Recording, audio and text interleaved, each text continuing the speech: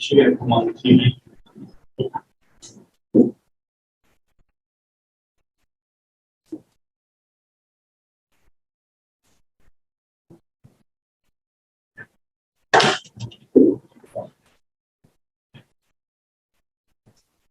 Good morning, everybody. Good morning, bro. So I'm guessing because we had to use a new link for this, anybody from the public who had wanted to join us by Zoom isn't going to be able to, correct? Yeah, unfortunately, that's going to be a little bit of a problem. Okay.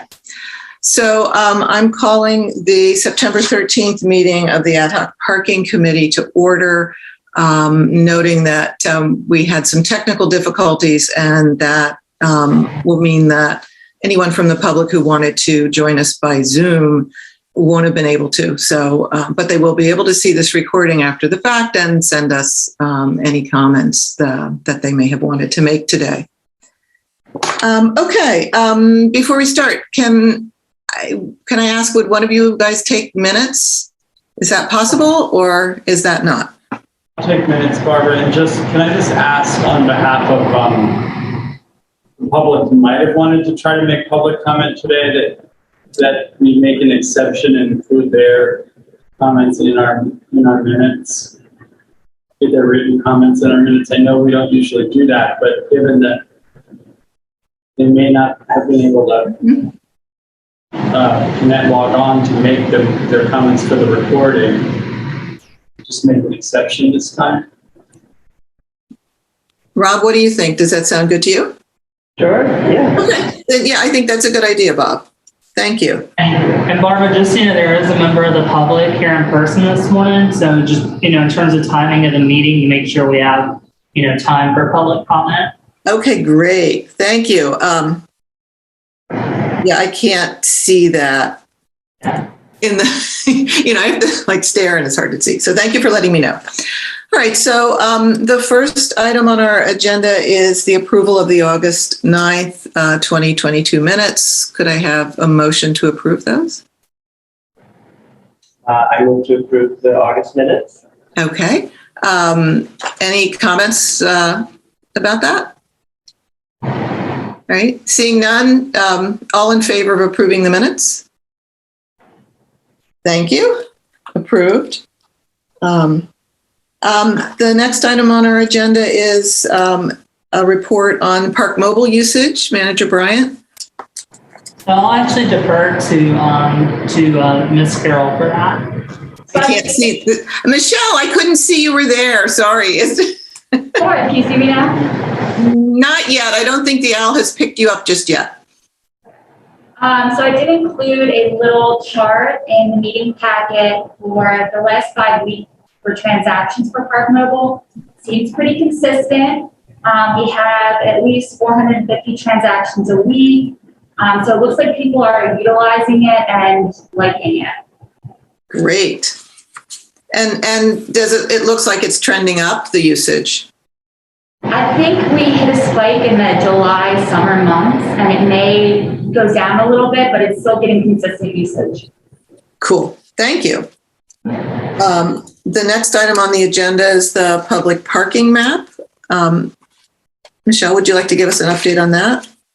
So since I returned last week, I know there's a GIS specialist at Pinoni that had contacted me while I was out to go over connecting the GIS tools that they were using with the Public Works and creating sort of like a interactive map of parking.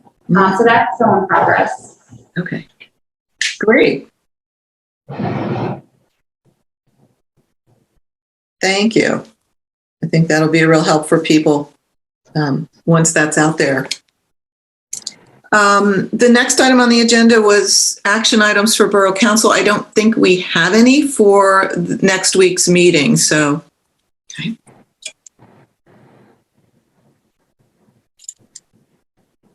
The next item on our agenda is discussion on parking, and there's a number of items there that are related to comments from council at our August 18th meeting around residential parking. And then I also read through some of the comments that we received from residents on residential parking and had a couple of other things that I thought we could talk about. But I'm wondering if it would make sense to shift to public comment, because I don't know for sure, but I'm going to guess that the comment is probably around residential parking, since that seems to be the larger concern right now, because we're looking into that. Would that be okay with you, Rob and Bob? Yeah. I'm nodding yes. Okay. So I can't see who's in the public, but if you would like to make, because it's too far away for the owl to really make it clear, but if you would like to make a public comment, now is the time to do so. John Constantine, Marvin Devlin. I just wanted to take a step back, and they've been working on these projects for a long time, it seems, but how many residents have made complaints about parking to if this is a serious issue about coming up with a price tag to, establish a permit, for multiple cars and stuff like that? I don't know if this is something you can answer today, or you have to get back to me. But I don't see the public here. I don't know how many public normally come online to these meetings. Do you have an account of how many people attend these meetings and provide their input? Maybe we're not making the right outreach to the people to get them to understand what avenues you are going down in creating these new events. Narberth is a simple town. It always has been. So a lot of changes are going on. And I don't think the residents in mass understand, shame on us for not joining these meetings and coming here and voicing opinions. But I don't get a sense that there's a grand number of residents making complaints. And if they are, what streets are they making? Can you publish a list of which streets the complaints are coming about? So we understand why we need to go down this avenue to create a new ordinance. I think there's ample time in this meeting for you to comment. So please, provide some input, feedback. Thank you. I would, and I'm sorry, I didn't hear your name. Could you say it again? I'm Constantine. I still didn't hear it, but anyway. It's just Barbara. Yes? It's John Constantine. Hi, John. Thank you for letting me know that. So I would just first start by saying that the reason council created the ad hoc parking committee and asked us to look at this was because when the parking study was done in 2017, it was done in response to concern from residents that there was not enough parking in the borough. And so that study provided a number of recommendations of things that council might do to make parking more available in certain areas, or to make it easier for people to find parking. And the number one concern that they identified there, which is why we have 2-hour zones in the borough, is that there are people who live in areas where it is harder for them to park near their house. They don't have driveways, or they don't have enough driveway space on their block, and they aren't able to park near their house because there are other people parking there, either to go to businesses in the downtown or Iona business district area, or to park at the train station, although that's less of an issue right now during the pandemic changes, but still an issue.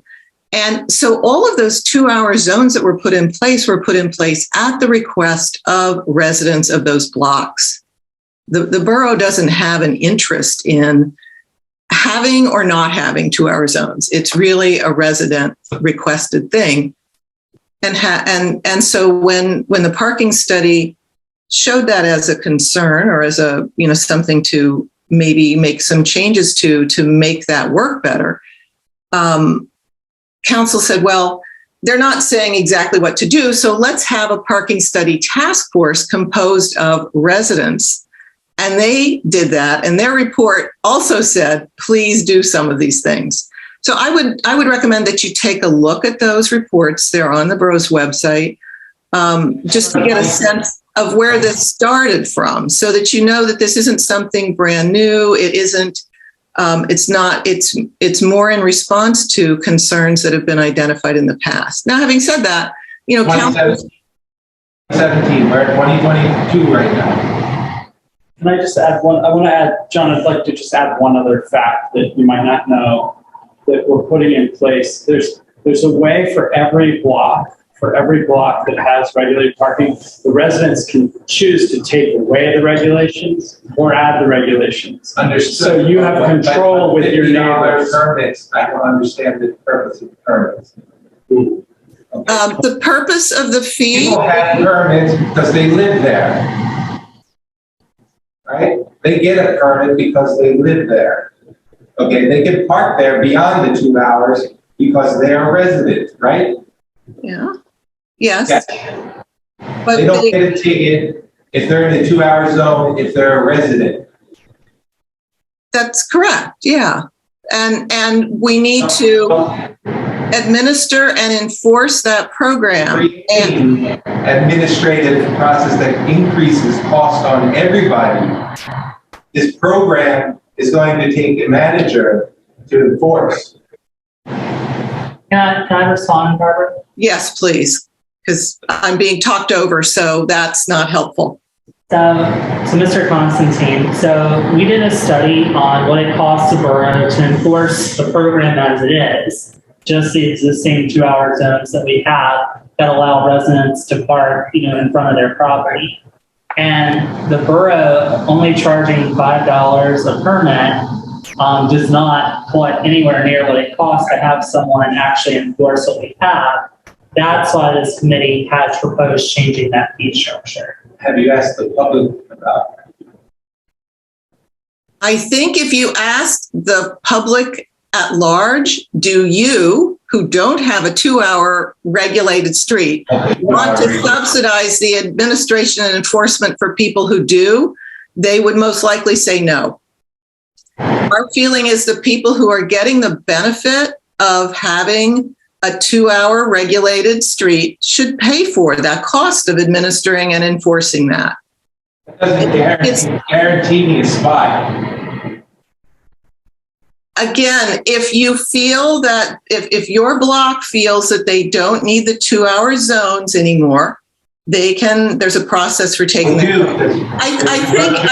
I think, the area. Mr. Constantine, I think we've heard your comments. I think we're not trying to be in a debate here. You should have an opportunity where you can have an open place where the public can meet with you in private if need be and have these discussions. I'm sorry, anyone can reach out to any council member and ask to speak with us. That's always an option. So that's why we have email addresses. Your obligation to reach out to your constituents before you enact an ordinance. Again, residents can reach out Not elect you. Okay, Mr. Constantine, we've heard your public comment, and we'll certainly keep that in mind. And if you want to dialogue further, you're certainly welcome to reach out to me. And I did not vote for you. I voted for the council. okay, well, sir, this is the attitude you're going to take this morning. I don't think there's any further benefit to this dialogue. Thank you for your comments. Well, All right, so back to the discussion on parking, the residential parking program concerns that council raised. One was around, we had proposed that right now the 2-hour limit is, Monday through Friday, 8 to 6 on some blocks, but then in other places it's, I think, Monday through Saturday and with different times, and just so it varies. And we had said, because we're proposing an increase in the fee, we thought, and because of the complexity, we thought, well, why don't we have the 2-hour limit apply 24/7? And that way people are getting more protection of being able to park close to their homes. And at council, a few council members said, well, maybe that's a little too much. Could we dial it back some? So, not every day of the week, not 24 hours a day. So there was a question raised by a council member after the fact in an email to us. Well, if we do the 24/7, are we saying that we would need more enforcement because we'd want enforcement around the clock, which I know we've talked about and said, no, that isn't how that would work. It would be more, there would be some just kind of random enforcement at odd times to catch someone who might be parking where they shouldn't in an odd time frame. But I wanted to see what the committee thought about this idea of maybe not doing 24/7, but doing fewer days, maybe carving out the weekend or part of the weekend, and maybe carving out part of the day. So I'm wondering if either Rob or Bob, you have any thoughts on that?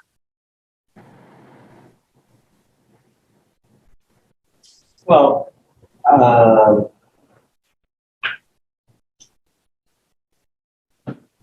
so every day, so this means including Sunday. Mm-hmm. So, I think if you're trying to limit the folks who park close to the station for like a weekend trip or something like that, Mm-hmm. it makes sense to do every day.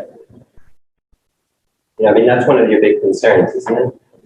Well, it's one of the concerns that was, that's part of what we know. That's why some of the 2-hour zones are there, because residents who live near enough to the train can't, because I can remember that happening maybe like in 2015 when some folks on block of Dudley came and said, hey, people who can't park in the 100 block of Dudley are now coming and parking in the 200 block of Dudley to go to the train. So give us a 2-hour zone. So yes, but I guess, right now we don't do 24/7.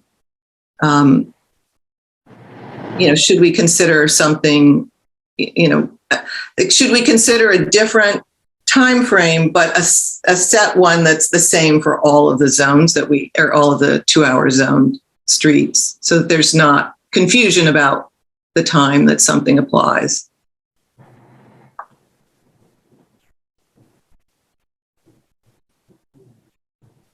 There's different situations. Some parts of town have commuters who want to use the train. Some parts of towns, people are using shops and restaurants. And because we want residents to be able to have like as much as possible spot in front of their home, we have to look at 7 days a week if it's all going to be the same, right? Because of the train. People might use the train on the weekend. However, like in places that are near commercial parts of town, there's not as much activity on a Sunday. So maybe we could, have 6 day a week enforcement and not worry about Sunday. But I do wonder if people who live near commercial parts of town, say different than people who live near commuter, if we would have a designation for residents only, like if we would have maybe certain blocks where there's only residents can park. So So there would be no guest parking. But I think this is like, I think the only way to do it even-handedly, just to answer the question simple, is to do the 7-day, 24-hour. Mhm. Because it's guests. It's everybody other than residents who are parking that keep the residents from using their spaces. Yeah. The only way to enforce that is 24/7, 7 days a week. Mhm. Mhm. I don't mean that you have to actually have an officer No. there all the time. 95% of our laws work because of the honor system, but to have the regulation. Yeah. Sense to me. Okay. So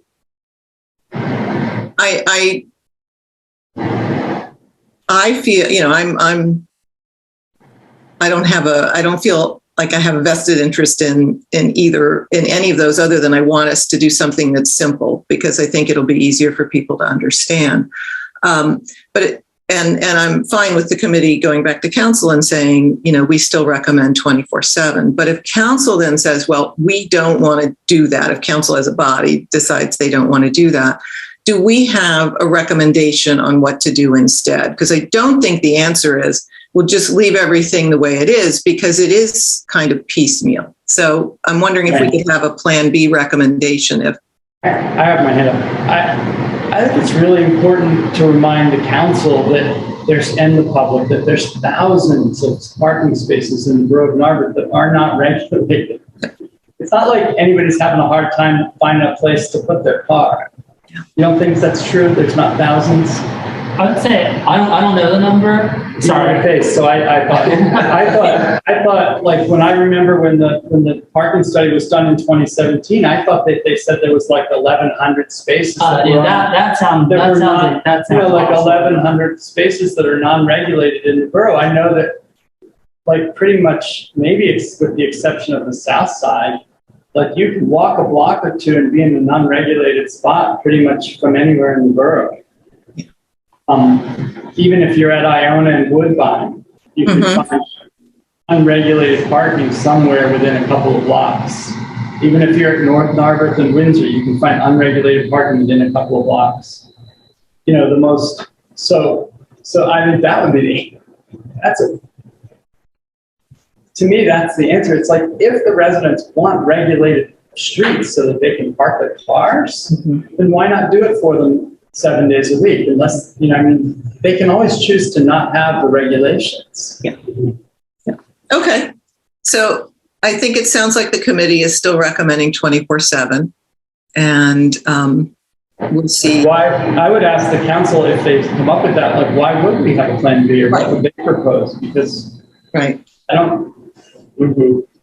I agree. It should be, there should be a compelling reason not to do it. And they could then, maybe we say, well, then you need, you come up with what you think is the right, So, yeah. Okay. One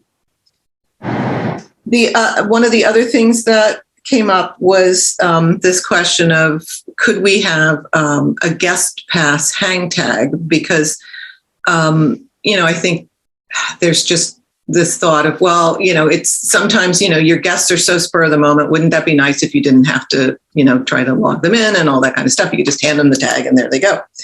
And, we talked about that at the council meeting a little bit, and recognized that, that if we were going to do something like that, we needed to have a fee for it that would ensure that a resident wasn't using the guest pass for their residential parking, so that it really and truly was being used just for guests. I'm wondering if that, if the committee feels like that's a good idea, and if we do, how we would want to have that work. I don't know if Bob or Rob, you've given any thoughts to that. I have some thoughts, but I thought it'd be nice to hear from you first, if you have some thoughts. I would say I was persuaded. I think Cindy raised this, and I'm remembering my own experience living in Boston area, and it really is convenient to have a piece of paper or something that you can just keep on hand.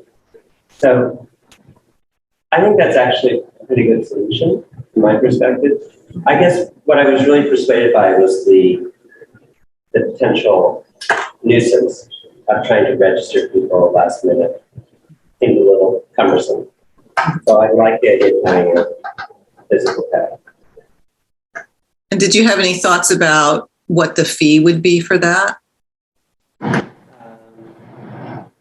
Didn't we say it would be the base rate?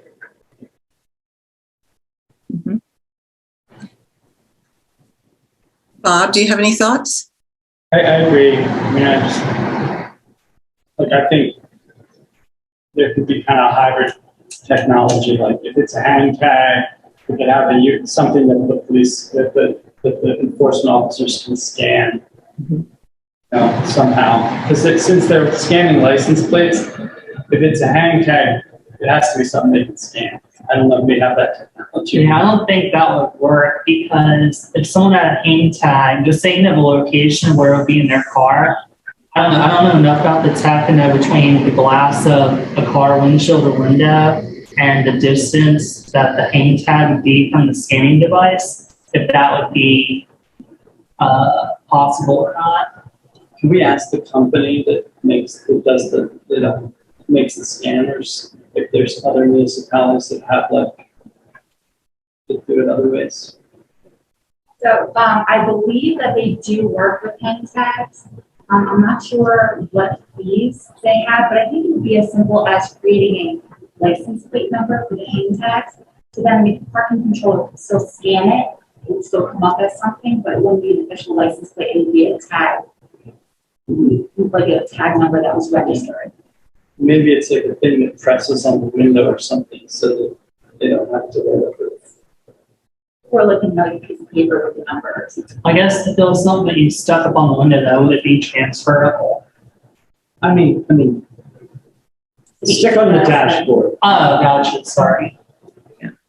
Yeah. So I mean, we can look into The that. thing you throw on the dashboard is like, I know I went to visit somebody in Westchester recently, and I stopped on their block, and they were like, "Hey, our block's regulated.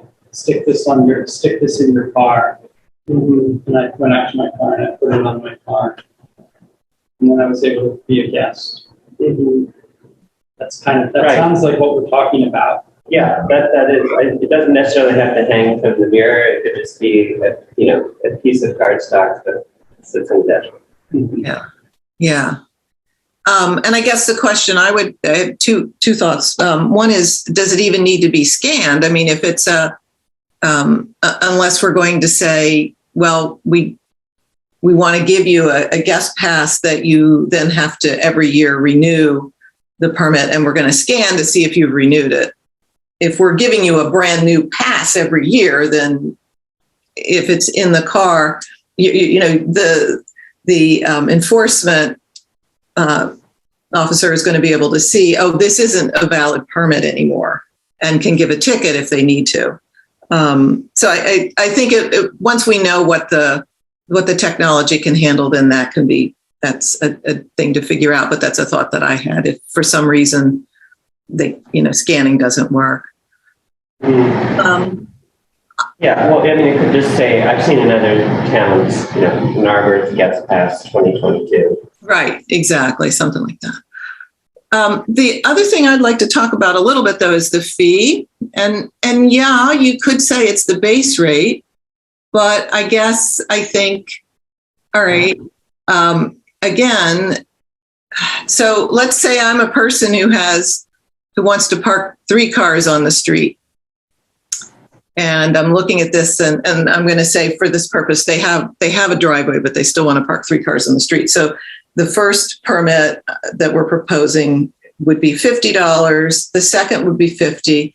The third would be $100. If I want to game the system, I'm going to apply for a guest pass and use that guest pass for my third car. So I only have to pay $50 to park that car instead of $100.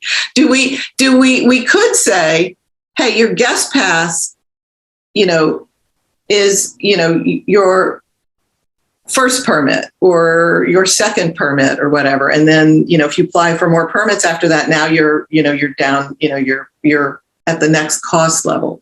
We could say that if we wanted to. Maybe we don't care if there's somebody out there who wants to game the system that way, but I just wanted to point that out, that, is something to think about. Do you, Bob or Rob, have any thoughts on that? Think that that's anything we should really be concerned about? Sorry, I don't know if I followed your point, Tyler, did you?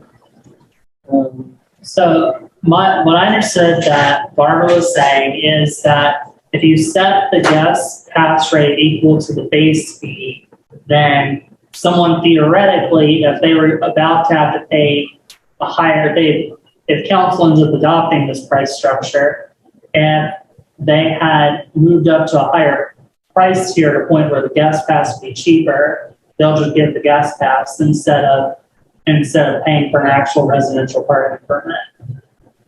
Yeah, I guess I don't, if that happens every so often, I think we should just live with it. I don't think, it's like somebody has to make a decision to do that, like, then, I don't know, what do you do? Yeah, I mean, our parking controller would notice if the same car is being parked like every day, yes, permit. I mean, wouldn't the parking controller be able to pick up on patterns like that? It could be like the driveway thing where, where there's sort of you could challenge, like the parking person could challenge it. And then if they discover that actually you're doing this willfully, there's there's an issue just the same way that there is with the driver attestation. Yeah. That's fair. How else do you, and that could also be the answer to people whose children have two addresses and their car's registered at some other address, that they could use a guest pass for their child whose car is registered, say in Wynwood or Atherton or something. Yeah. Well, and I have a thought on that too when we get to that. So I think we're saying that we'd recommend that we have some kind of guest pass hang tag or, dashboard card, something that would be the base that you could get for the year for a base rate price. Is that what our recommendation is? And then I think we would still leave in place our recommendation of the daily and the weekly guest pass fees, because there may be a person who says, I know I'm only having a guest for a week and that only once this year. And so I'd rather pay $15 and not pay the $50 for. Is that what we're thinking in that case too? And then but then I guess you'd also need that if you have multiple guests, because I don't think we're offering multiple hang tags, or are we?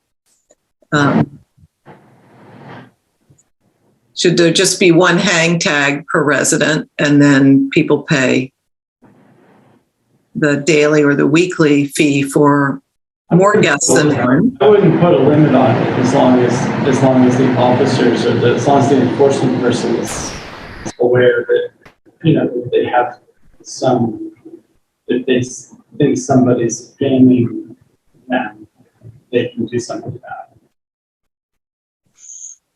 it. It's like Rob said, they will notice. Well, perhaps. I think it just depends on when the person is parking. It's not like they park 24/7 and leave their car there all day necessarily, So yes, they may, but they may not. I mean, it just. For a resident would notice, they'd say, I come home, I want to park in front of my house and this guest's car is always there, or I can't park. Yeah. And, then they can call attention to it. Sure. Unless they know. Yeah, but they may know it's their neighbor's car and they may just be like, okay, whatever. So, yeah, I know. All right. So if we're saying that you can buy an unlimited number of guest passes for the base rate, do we still need the daily and the weekly guest pass.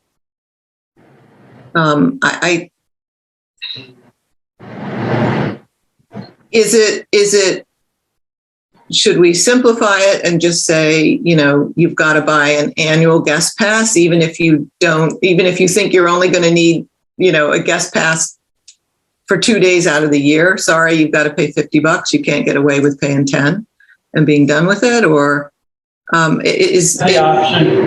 Yeah. We should have the option for the guests who, sometimes it's like I know that, like, if it's a plumber, an electrician or something like that, it's free. Like, there's no, Right. There's no enforcement for that kind of thing. Right. But sometimes it might be somebody coming to work at somebody's house with them for some other reason. Like, they're coming to visit to do some work, and they might just want to be able to have an option to pay for their own parking and not ask for the guest hang tag. So I think it's good to have that option for visitors to the borough who want to, who might elect to purchase a Mm-hmm. parking that way. Okay. Manager Bryant, and Michelle, does this cause any concern around administration? Is this making this overly complex, or is this it just would be a different thing that you apply for through online and then put in your car? I mean, I guess, in my opinion, I think that unlimited guest passes is going to be a recipe for disaster. So I think there should be a cap on it. In addition, I mean, I don't know. I'm fine with. I mean, it is going to be more complicated to do daily, weekly, and this annual hang tag, because now we're maintaining two separate systems depending on what Michelle finds out from UPS about how they would handle a hang tag. So I guess until I hear more from what Michelle can find out, I can't really speak to how it would work administratively. Okay. And I guess, like, since Samantha said that, I realize, like, it could be confusing to the public if there's more than one avenue. Like, who just have one way, then everybody's clear. Like, this is what you do. The person you're visiting, you get their hang tag. Or you park where you can park in an unregulated place and then walk to the person's house. Yeah. Whatever council comes up with, we'll make it work. Again, because this isn't applying to the entire borough, I hate for us to put something in place that's overly complex. All right. So I think we probably need to learn a little more about how the technology works before we can have a definitive recommendation on this. But it sounds like we definitely want to have some kind of a guest pass, hang tag sort of thing.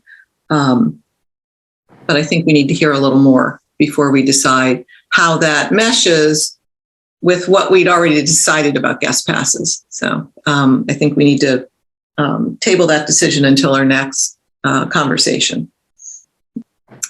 Any other thoughts on that before we move on? Okay.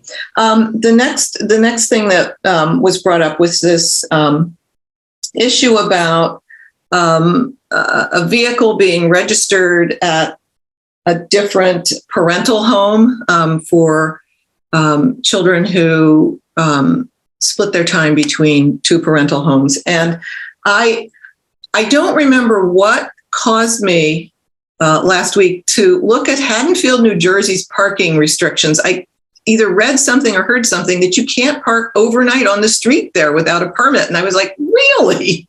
That's interesting. I want to see what they do. So I looked it up, and they actually have some language that I was like, oh, I like this, that might answer this concern about where a vehicle's registered.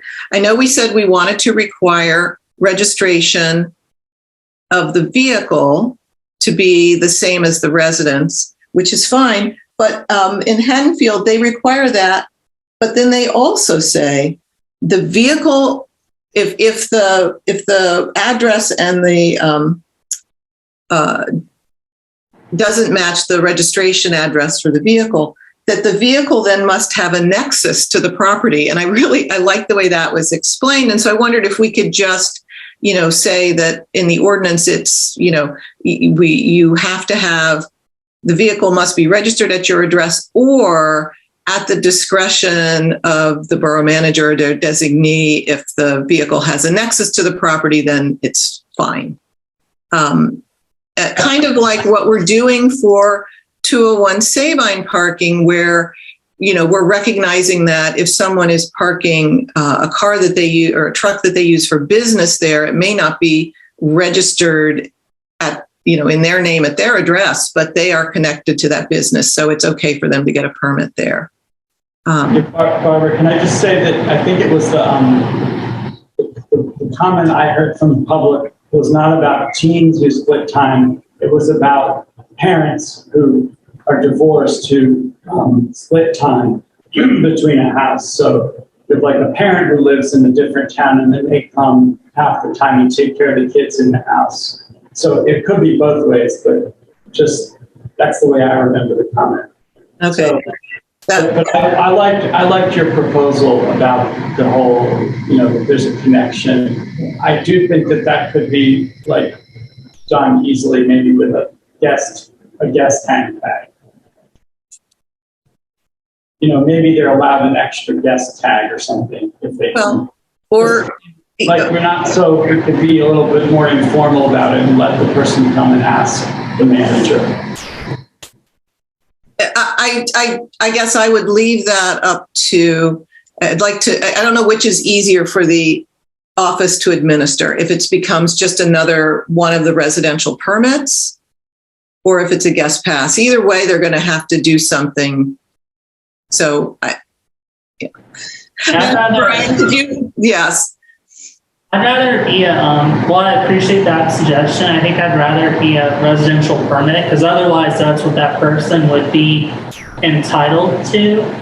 And I think that language is good because there's no way any ordinance can cover every 1 in 1,000 sort of situation.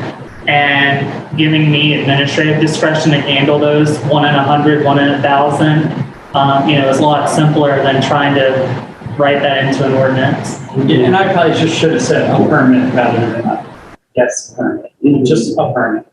Yeah, right. Or whatever you want, but first, whatever it is. How does that sound to you, Rob? Does that? Yeah, I think it's like you say, it's parallel to the Sabine, so it's good. Okay, cool.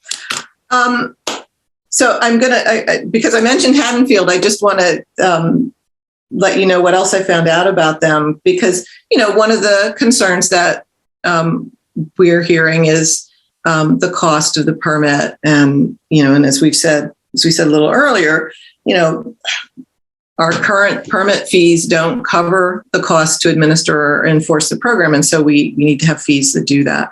But you'd be interested to know what Haddonfield does, because I was like, okay. They have 2 tiers. One is for people who have absolutely no off-street parking, just doesn't exist on their property. And their first permit is $25. Their second is $25. The third permit and any above that is $100.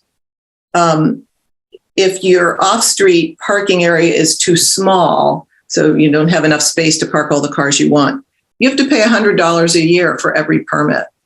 So I thought I was like, well, it's not that far off, from what we're proposing. And, so we're not out of the ballpark of fees. So I just thought that was interesting that they had a structure like that, and that they don't allow overnight parking in the borough without a permit. Actually, they're charging more to people who don't have off-street parking. We're charging less to people who don't have driveways. Yeah. It's really, yeah.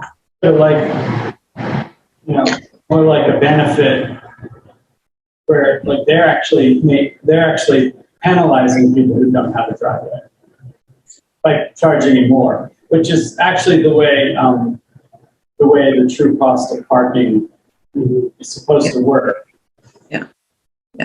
Well, it's still, I just found it interesting that there are some places that don't allow overnight parking, and I was surprised that Haddonfield was one of those. I would have expected something different. People pay more money for houses that have driveways. Yes, Bob. Yeah. That's why Okay. they do that, I think. Anyway, I just thought that would be interesting to know what Haddonfield was doing. Just as another example, because we've looked at some other municipalities, and I thought, oh, here's another one that we hadn't considered before. So I wanted to, there's one question that I thought of as I was reading through residents' comments that I wanted to have us consider. So, and this is that we talked about, we want to have a process for residents of a block to apply to have the 2-hour zone taken away, the designation taken away. And we had said, well, it would be, you would use the same criteria that you use to get one, which Nelson Nygaard had suggested 60% of the residents on the block ask for it, and that the utilization of parking on the block be 60% or more. And we'd said, well, we would do the same thing to take it away, where, 60%, 60% of the residents asked to have it taken away, and the parking utilization is under 60%. So, you're not, and I'm wondering, should we have a parking utilization criteria at all for a block requesting to have the 2-hour parking designation taken away? One resident wrote in and said on their block, almost all the cars that are parked on the street belong to residents. They really don't have non-residents parking on their block. And so their feeling was, but they also recognize that their block is pretty parked up, but they said, that's fine. It's all the residents' cars. We don't, it's not a big deal. We don't care. We park in front of our houses and it's not a problem. I'm like, well, if the block feels that way, should we have a utilization criteria? If we take the utilization criteria away, should the number of people asking for the designation to be removed be increased to, like, say, 70% or something? So I just wondered if we wanted to think about that a little bit and make any changes to that. And we don't have to. And we don't have to talk about it today, because I just looked at the time and I'm like, ooh, we're running out of time. So My idea is that like the residents don't want the regulations, like it should be a low bar to take it away. Mm-hmm. The thing is, like, if you're talking about somebody on the south side who said that, like it's just residents, that's because it's regulated and there aren't commuters parking on their street. Because the commuters will park 2, 3, 4 blocks away from the train station if they can find an unregulated spot, and they'll walk to the train rather than pay for the parking near the train station. I know that because I have unregulated parking near my house, and I see people use it to walk to the train all the time. mm-hmm. Mm-hmm. That's what. But why not let them take the regulations away so they don't have regulations on the street? They can always get it back again if they want it. Right? It's a problem. Yeah, I would agree. Make it easy to exit the program. We're Okay. using all these new Saves everybody money. fees. Yeah. Yeah. Okay. So are we saying stay with the 60% requesting it and just getting rid of the utilization criteria? Yeah, sounds good. Okay. Manager Bryant, do you think that the process for requesting a 2-hour zone or taking it away, does that need to be in an ordinance, or can that be in a resolution? And it should be in an ordinance. Okay. All right. So when we decide what we want, we should be mindful of that too, because it's just not as easy to change if it were only in a resolution. Okay. All right. So I think, as I said, we're running out of time. And so I think the other thing we should talk about real quick is, should we should we have anybody, Solicitor Walco or someone else, I don't know, start on ordinance and resolution drafting at this point, or should we wait a little? Okay. And so we can then, so that means that we're, our rollout might change, and we can talk about that when we get closer to knowing what that's going to be. Maybe the calendar shifts or something for this projected rollout. All right. So the next, does anybody else have anything before we talk about when our next meeting would be? Okay. I guess, Barbara, I wanted to know if we wanted to consider creating a resident-only option, so that if a block of residents wanted to have no guest parking at all, they could have that option. Again, does that complicate the thing? We haven't had anybody ask for that, I don't think. Well, I mean, I inferred that from Mr. Constantine's comments today, that, the concern is that there won't be any guaranteed parking for the residents. I can't hear you, Barbara, I see you. I didn't say anything. Oh, okay, yeah. If the concern is that there won't be enough parking for the residents, that there won't be guaranteed parking for the residents, we could give the residents that option to only allow resident parking if 60% of their block wants to only have resident parking. And they ask their guests to go somewhere else. Yeah. I guess my question would be, how much does that complicate the enforcement? That would be the one question I would have. So I don't know if Manager Bryant or Michelle, whether you have any thoughts on that. I guess, again, it'd have to go back to figuring out how UP safety would handle that. And it also depends on what system you end up going with for it. Like if it's the hang tag system, then obviously someone just wouldn't get a hang tag, or people already had hang tags and went away. Well, maybe you would then have to have some sort of scanning function so that it could be scanned and tell the parking controller whether it's still valid or not. So, And the signage wouldn't say 2-hour parking, it would say resident parking only. So you wouldn't have guests parking there because it's resident permit only parking. Oh, so yeah. So yeah. I think it also answers the question. I think it also answers the question for people like who live on Iona who think they should be able to have unlimited guests for free. I think it answers that question. It's like, look, you can have resident only. Mm. I think it just underscores the purpose for the regulated parking to begin with, which currently exists. We're not inventing something new here. These are regulations that exist. So could I suggest that we maybe think about this a little more? Because Bob, you're adding. That's all I'm asking is just that we think about it. Yeah. We don't have to discuss it more now. Yeah, because I'd like us to think about the implications of it, because it is kind of a big. It seems like a small change, but I think it's a bigger change than we realize. It would be at the discretion of the residents. I realize that, but then that means you're adding, again, more complexity to a system that we were trying to simplify.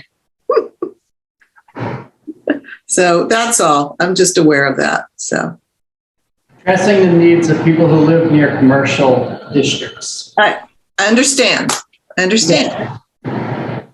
All right. So we have been meeting twice a month for quite a while now, almost a year. I thank you guys so much for being willing to do that. But I think it's been really beneficial that we've done that, because we've been able to get through a lot in a reasonable period of time. But I'm wondering, do we want to continue to do that? Do we want to start just meeting the second Tuesday of the month? Or I guess, Manager Bryant, I'm wondering, and Michelle, what your thoughts are in terms of, are there things that you feel we need to keep moving in that pace that we've been we had been moving before. I know we got a lot of things accomplished. And I don't know if maybe that's most of those things are now off our plates. And so we don't have that same urgency. I guess my take is the committee in large part has really done the job that council tasked it with. And I think while there are still some items for this committee to do, I think with the residential parking program, it's something that really, council and the public need opportunities for input and feedback on. And I think this committee spent a lot of time working on that and has come up with our recommendations. And I think that if council as a whole, wants to, I think at this point, just at a state where council as a whole has to weigh in. And again, I think, in terms of allowing for adequate time and response for public feedback, I don't think it's something we necessarily need to rush. So I would support moving to just once a month. Okay. So I think that would mean that, so if we do that, then our next meeting would be October 11th. So I don't really feel like we have anything that I'd want to bring to council next week in terms of saying, hey, here's what we've decided, because we haven't really decided that much and we have some other things to still consider. So that would mean that we might have something to bring to council the third week in October at our business meeting, if there was something that we wanted them to consider so that we could, ask. Because at some point we want council's go ahead to start drafting, the drafting of the ordinance and the resolution to make this happen. So I guess what I'm saying is I would think that the earliest we might be asking for that is that third week in October, but that's probably optimistic too. I'm not available on the 11th. Sorry, Bob, what'd you say? Available on the 11th. Oh, you're not available on the 11th. And you can leave it out, which is fine. Yeah. Or if we're moving to once a month, is there a better date each month that works for the members of the committee? How about Friday morning, the 14th? What does that know? We don't have a council business meeting on the 13th. I don't know if I'll be able to make that. I have to check my schedule. I might be out that day. Okay. Again, not necessarily you need me here, but No, but we maybe do actually. Yeah. Or Thursday, the 13th, Wednesday, the 12th. same day but the 11th. Sorry. Yeah. What'd you say? Just any day but the 11th. Is the 10th a holiday for the? It's not. We got rid of that holiday. Yeah, it's not. Yeah. The 12th works for other folks. The 12th works for me. Mm-hmm. Yeah. Do we, are we proposing that we would shift then to the second Wednesday? Barbara, I can only do Tuesdays and Fridays. You can only do Tuesdays and Fridays. Okay. So, 13th out. Tuesdays and Fridays. Oh, sorry, I thought you said Thursday. Yeah, no, it's hard for me to make this meeting, so. October. What about the first Tuesday then? What about Tuesday, October 4th? I'm not here.